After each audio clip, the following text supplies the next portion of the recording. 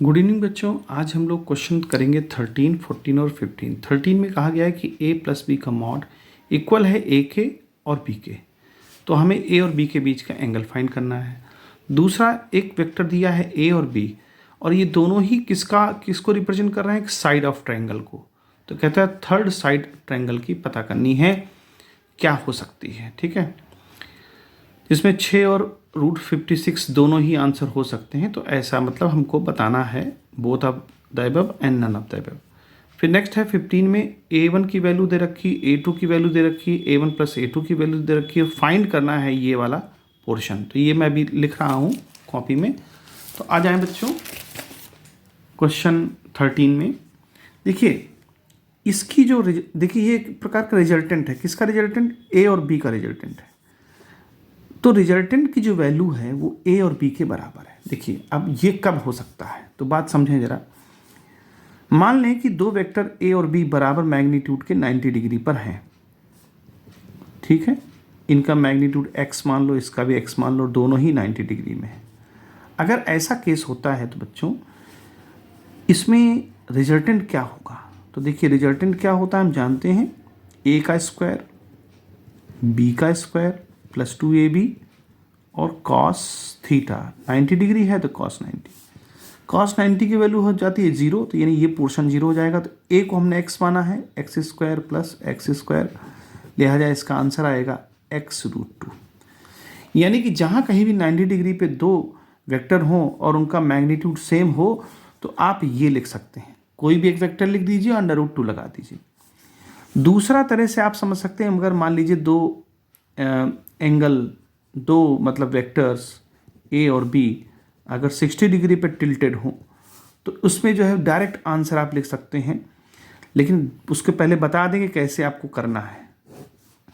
a square b square formula सिर्फ यही रहेगा और दोनों वही x आप मान लें, तो x का स्क्वायर प्लस x का स्क्वायर और 2ab होता है ना, तो x स्क्वायर हो जाएगा। cos 60 की वैल्यू कितनी होती है बताइए? 1/2 होती है ना, तो 2 से 2 कैंसिल, तो कितना आएगा 3x स्क्वायर।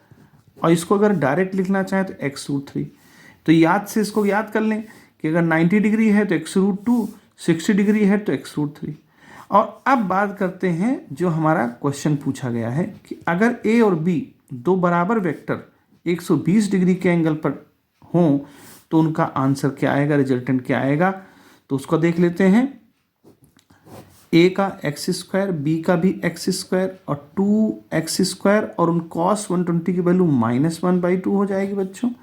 2 से 2 कैंसिल और माइनस यहाँ एक एक्स स्क्वायर को कैंसिल कर देगा, एक्स स्क्वायर आएगा, यानी कि स्क्वायर रूट निकाल करके x आएगा। तो आप यहाँ क्या देख रहे हैं कि रिजल्टेंट की वैल्यू x के बराबर है। यही बात यहाँ पर देखना है कि उनकी जो मैग्नीट्यूड है वो मैग्नीट्यूड इंडिविजुअल उनके रिजल्टेंट के मैग्नीट्यूड के बराबर आ रहा है। और ये कब हो सकता है? जब थीटा की वैल्यू 120 डिग्री हो। तो बस आंसर आ गया, यही आंसर था कि 120 डिग्री पे होंगे। क्वेश्चन नंबर 14 देखें। एक वेक्टर a दिया हुआ है i cap plus 2j cap plus 4k cap. दूसरा वेक्टर b दिया हुआ है 5i कैप का। तो देखिए बच्चों, जब भी दो वेक्टर दिए हों तो उनका जो मतलब कह रहा है कि दोनों ही एक ट्रायंगल को फॉर्म कर रहे हैं। मान लीजिए ये a है सपोज और ये है b। ठीक है, तो उनका रिजल्टेंट क्या होगा बच्चों? उनका रिजल्टेंट a प्लस बी होगा, ऐसे। ठीक है, a प्लस बी होगा। और अगर हम b को माइनस कर दें, तो ये क्या बनेगा? a माइनस बी बन जाएगा। ये भी रिजल्टेंट फाइंड कर देगा और ये भी जो है ट्रायंगल को बनाएगा। भाई ट्रायंगल तो ऐसे ही बनता है ना, a b, ये बन गया a प्लस बी, ये ट्रायंगल बन गया। और अगर हम b को नीचे कर दें, a b नीचे आ गया तब भी ट्रायंगल बन जाएगा। तो बात बताने का मतलब वही है कि a प्लस बी करने से भी ट्रायंगल बन जाएगा और a माइनस। तो क्यों ना हम a प्लस बी करके देख लें और a माइनस बी करके देख लें, सीधी सीधी बात हो जाएगी। तो अगर हम a प्लस बी करते हैं तो देखें 5i को i से ऐड करेंगे, क्या आएगा 6i कैप। ठीक है, और 2j रहेगा ही रहेगा। और प्लस 4k रहेगा। लेकिन हमको तो इसका मॉड चाहिए, तो मैग्नीट्यूड निकालने के लिए क्या करेंगे, 6 का स्क्वायर 36, 2 का स्क्वायर 4 और 4 का स्क्वायर 16। तो देखिए क्या आएगा, 6 और 4 10 और ये 16 हो जाएगा 56। तो अंडर रूट 56 भी आ रहा है। और अगर हम a माइनस बी करके देखें तो देखिए a माइनस बी यानी इससे इसको माइनस करेंगे तो 5i का क्या हो जाएगा, 4i, माइनस का 4i कैप, प्लस का 2j बना ही रहेगा, प्लस 4k बना ही रहेगा। लेकिन ये भी माइनस के ही हो जाएंगे क्योंकि a माइनस, हाँ नहीं ठीक है, a माइनस बी कर रहे हैं, ठीक है, क्योंकि यहाँ कुछ है नहीं तो ये सही रहेंगे, प्लस के ही रहेंगे। तो अब देखिए इसका मैग्नीट्यूड फाइन अगर करना होगा बच्चों क्या करेंगे, -4 का स्क्वायर 16, 2 का स्क्वायर 4 और 4 का स्क्वायर 16। तो कितना आएगा, 16 मिलकर के हो जाएगा 32 और 32 और 4 मिल जाएगा 36। तो इसका स्क्वायर रूट फाइंड करेंगे तो 6 आ जाएगा। यही इसमें आंसर पूछा गया था। तो बोथ ऑफ एबव, एक ये भी आंसर दिया था, एक ये भी आंसर दिया था, बोथ ऑफ एबव होगा जाए। अब बात करते हैं क्वेश्चन नंबर 15 की। देखिए 15 क्वेश्चन को करने के लिए थोड़ा सा कॉन्सेप्ट आपको क्लियर होना चाहिए। हमें दिया गया है कि एक वेक्टर a है, उसकी वैल्यू 2 है, दूसरा वेक्टर b है, उसकी वैल्यू 3 है। सॉरी, यहाँ पर a1 दिया हुआ है, यहाँ क्वेश्चन में a1 दिया है और a2 दिया है, ab नहीं दिया है, a1 a2 दिया है। और a1 प्लस a2 का मॉड दिया हुआ है, ठीक है, a1 प्लस a2 का मॉड दिया हुआ है। अगर हम देखें इसको तो एक रूल आपको याद रखना पड़ेगा, क्या, कि अगर a डॉट a है यानी a1 डॉट a1 है मान लीजिए, तो उसका क्या फार्मूला होता है, a स्क्वायर होता है। और a1 डॉट a2 है तब भी उसका हम नहीं, तब नहीं, a1 और a1 का डॉट हमारा क्या होता है, a1 डॉट a1 को हम लोग क्या लिख सकते हैं, a स्क्वायर लिख सकते हैं। क्योंकि a1 डॉट a1 का मतलब जान रहे हैं क्या होता है कि a1 जो वेक्टर है वो उसी दूसरा वेक्टर भी उसी डायरेक्शन में, यानी a1 दोनों सेम डायरेक्शन में है, तो उनके बीच में एंगल क्या बनेगा भाई, a फार्मूला आपने पढ़ा होगा ना, a डॉट b होता है ए बी कॉस थीटा। जब उनका थीटा 0 हो जाएगा तो 1 हो जाएगी वैल्यू, तो ए बी यानी कि दोनों का प्रोडक्ट हो जाएगा, तो a1 और a1 का प्रोडक्ट कर देंगे तो a स्क्वायर हो जाएगा। इसी तरह से a2 डॉट a2 कहीं लिखा है तो वो क्या बन जाएगा, अगर दोनों आपस में इक्वल हैं तो यहाँ पहले तो a1 स्क्वायर लिखना पड़ेगा, ये भी a2 स्क्वायर हो जाएगा। ठीक है बच्चों, ये कॉन्सेप्ट समझिए।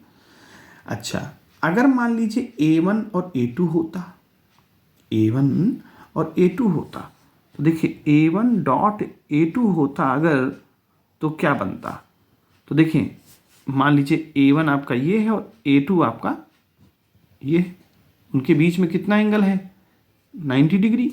तो क्या होता, a1 और a2 और cos 90 हो जाता 0, तो ये पूरा ही क्या हो जाता 0। ठीक है बच्चों। अच्छा, अब बात करते हैं क्वेश्चन में जो कह रहा है। देखिए हमको क्वेश्चन दिया है 2a1, ठीक है, प्लस नहीं 2a1 नहीं, सॉरी, a1 प्लस 2a2 दिया है, 2a2 और डॉट 3a1 माइनस 4a2 ये दिया है। तो पहले हम इसको क्या कर लें, प्रोडक्ट कर लें। तो a1 का इससे करेंगे तो क्या हो जाएगा, 3a1 डॉट a1, फिर a1 का इससे करें माइनस 4a1 डॉट a2, फिर इसका इससे करते हैं तो प्लस का 3 2 जा 6 a2 डॉट a1, ठीक है, फिर इसका इससे करते हैं तो माइनस 4 2 जा 8 a2 डॉट a2, ये वैल्यू हमारी है आ गई। ठीक है बच्चों, यहाँ पर 8 माइनस 8 a2 और a1 हो गया। अब देखिए a1 आपस में इक्वल है तो हम उसको क्या लिख सकते हैं, 3a1 का स्क्वायर और 6a2 a1 से 4a1 माइनस हो जाएगा तो कितना बचेगा, माइनस का सॉरी प्लस का 2a1 a2, ठीक है, और यहाँ पर दिया है माइनस का 8a2 स्क्वायर।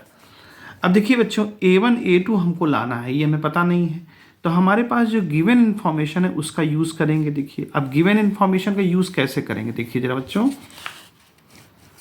देखिए गिवन इन्फॉर्मेशन हमारी क्या है, A1 प्लस A2 का मॉड इक्वल टू 3। तो हम क्या कर दें, स्क्वायर कर दें दोनों तरफ। तो जब स्क्वायर करेंगे तो क्या आएगा, A1 का स्क्वायर प्लस A2 का square plus 2A1 dot A2 is equal to 9। ठीक है बच्चों।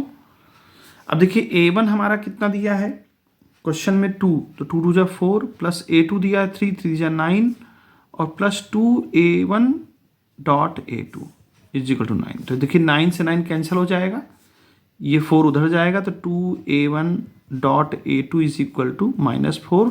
तो A1 डॉट A2 की वैल्यू आ जाएगी -2। तो ये इन्फॉर्मेशन, इस इन्फॉर्मेशन से हमको बच्चों ये वैल्यू हमने यहाँ पुट कर सकते हैं। तो 3A1 की वैल्यू 2 है, तो A1 का स्क्वायर हो, देखिए A1 की वैल्यू 2 है तो 2 का स्क्वायर 4 4 3 जा 12 हो जाएगा। ठीक है। और A1 A2 की वैल्यू -2 दे रखी है, तो -2 को जब इससे मल्टीप्लाई करेंगे तो -4 हो जाएगा। और A2 की वैल्यू 3 है, तो 3 का स्क्वायर 9 9 8 जा 72।